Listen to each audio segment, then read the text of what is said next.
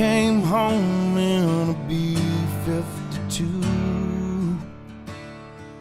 Hey guys, it's Skulls today.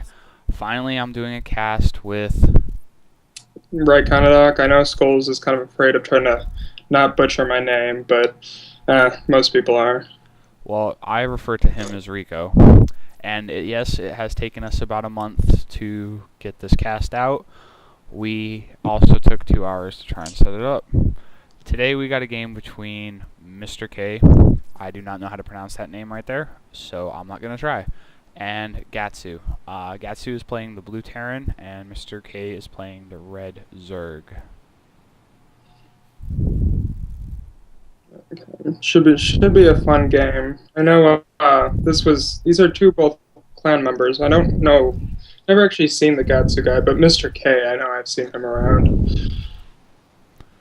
The game does start off pretty slow.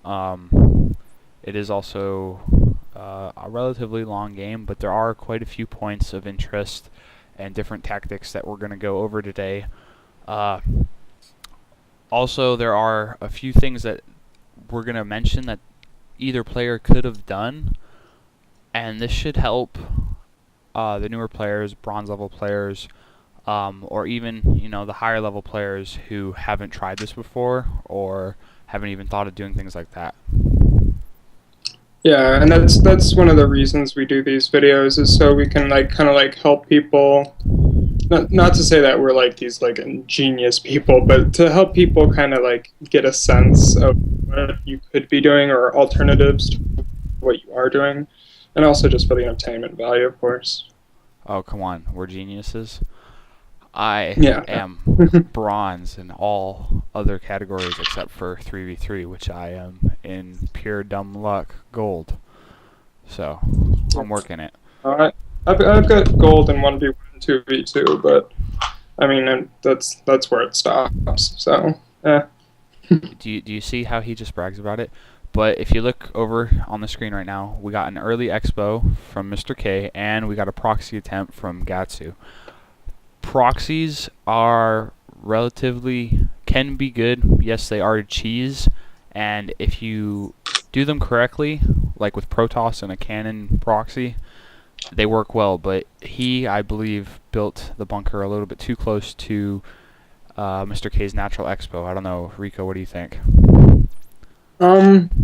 That's a pretty standard placement. I know.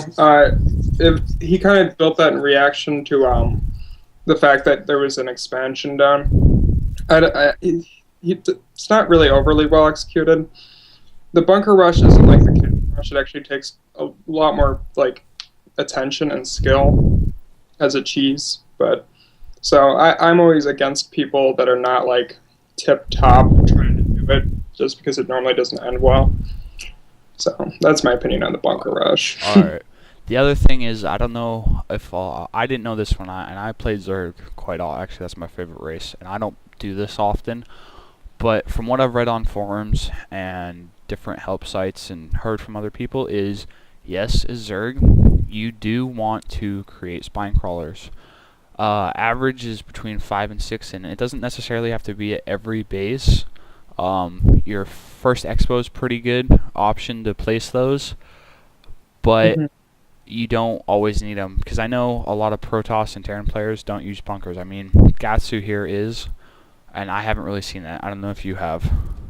No, it seems a little unusual. He's obviously trying to do some sort of fast expansion, because we see the command center floating down there. So the reason he's building those bunkers is basically the same reason that Mr. K is building the spine crawlers. He wants to fast expand, but in order to ensure that he's not going to die because he fast expanded, he needs that added defense. A lot of players will actually get, for their second command center, depending on what they do. See, he didn't have to get the, what's it called, the fortress one? I don't remember the technical name of it, but planetary fortress. He didn't have to do that because he did have the 2 bunkers here. Now, earlier in the game, he built another bunker right here, and he destroyed it. Try not to do that. If your cheese fails, you can maybe fall back and try it again, but I wouldn't advise against it, because that is going to put you at a mineral loss if you look at his unit's loss ratio here. He's lost 4 to 100, and it's cost him 450, whereas Mr. K's lost 8, and it's cost him almost half of what it cost Gatsu. Yeah, actually, as long as he doesn't finish building it, it's not a big deal, because I know before the building's finished, then it gets the cancel cost, which is some small amount. But the nice thing about bunkers is you can, of course, salvage them for like full price. So that's why you see a lot of that pullback and building kind of thing. All right. Well, then again, I don't play Terran. That's my worst race, so I would not know. I personally hate playing Terran, but I do know those bunkers are annoyingly good on your economy. It looks like Mr. K is going for speedlings.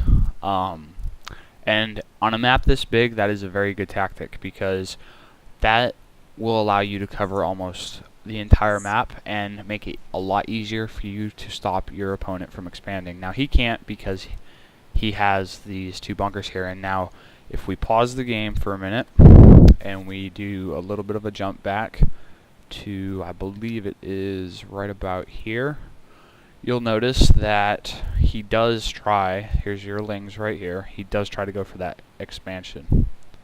Mm-hmm. Or maybe not.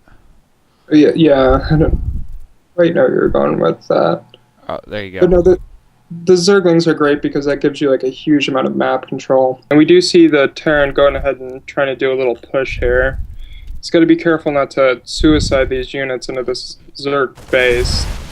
Ooh, that's an awful lot of speedlings pulling down the queens and everything. Ooh, yeah. That's definitely one of the benefits of...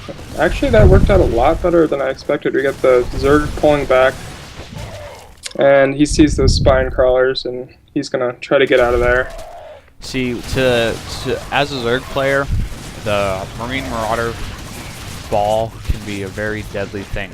It was a very smart move of Mr. K to bring out the queens as backup, and to have the spine crawlers placed at the ramp. Yeah, he's only got 2, but those 2, if you can't see it, but the coverage range is about that, you know, in a circle around there, and it's going to cover both the ramps.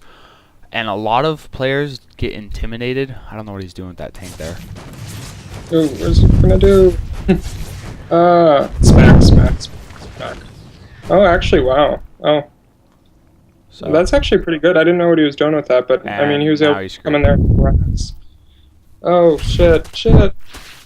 Oh, yeah, that didn't end up being worth it. A lot, but yeah, like I was saying, I felt that was pointless, but like I was saying, a lot of players, when they see the spine crawlers, at least the lower level players, do get intimidated, because especially if you look at Gatsu, this is Gatsu's screen. He can see 2 of them. He can't see anything else, and you don't know how many they could have. I've run into players who have like 10 of them. That's a little excessive, but still.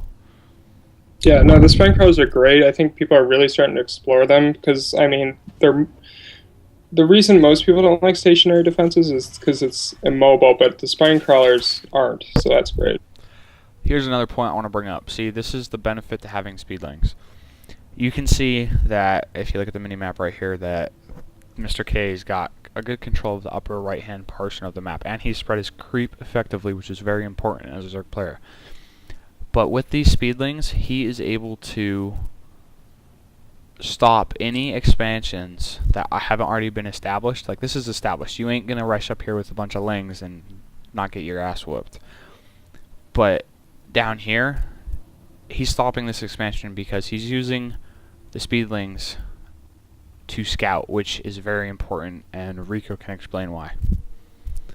Yeah, and especially in these bigger maps, like Skulls was saying, creep spread's so important. It makes those speedlings ridiculously fast, and just being able to know, think about Terran's position right now. He feels like, okay, shit, that didn't go well. I'm not going to be able to really expand without getting a good deal of defense out there soon. So it puts your opponent in that mindset that's so useful for you because they're going to be afraid. You always want to keep your opponent afraid. That's great.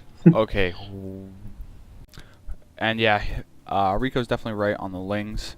Speedlings especially, they are very dangerous. And if you look with the speedlings, he has been able to expand to a third base.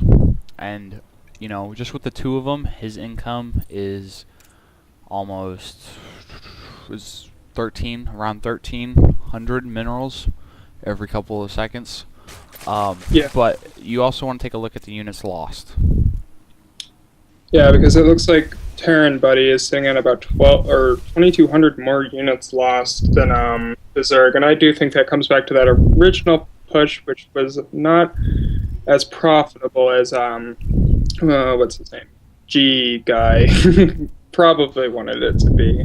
He also did lose that tank earlier. That I know it popped up on the screen. I don't know if you guys caught it, but he did like suicide a tank into there.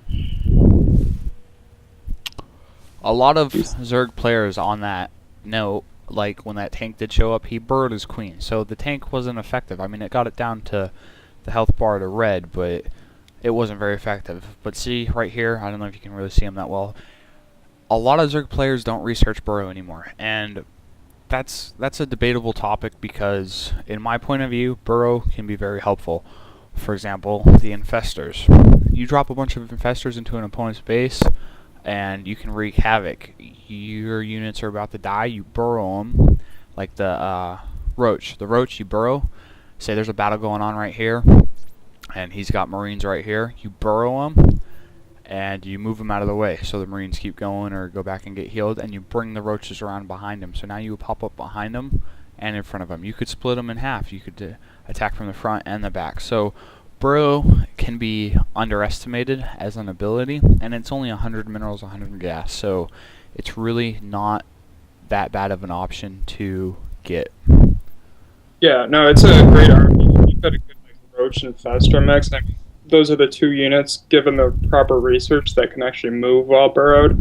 And the infestors can, of course, spit out those little infested Terran things, which are great, because the more things that they kill, the better, because when an infested Terran dies, that's only costing the Zerg player energy, which is the best possible situation you can ever be in, because you want an energy costing unit to be excuse me, to be killing mineral costing units. That's like one of the best things that can ever happen to a player. And then on top of that, it's just a quick math real quick, but each infested Terran, as you can see, costs 25 energy. An infestor out of the gate has 200 energy. So that's 8 infested Terran. Multiply that by, say, 4 infestors. You've got 12 infested Terran, and each infested Terran, I believe, has something like 75 hit points. I'm not sure on that. We might see, I'm guessing we're probably going to see an infested Terran push right here with these lings and these infestors. But let's see what happens. Yeah.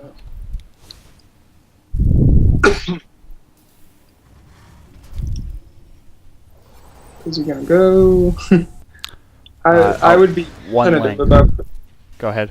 One lane. Yeah, I would be tentative about pushing up there because it's just so well fortified. Here's one thing. A lot of Terran players don't use missile turrets unless air is there, and they only do it when they get harassed by, let's say, mutas right here. Then they'll rushly build 3 or 4 turrets, and they think that, oh, well, my command center can see everything else. But if you notice,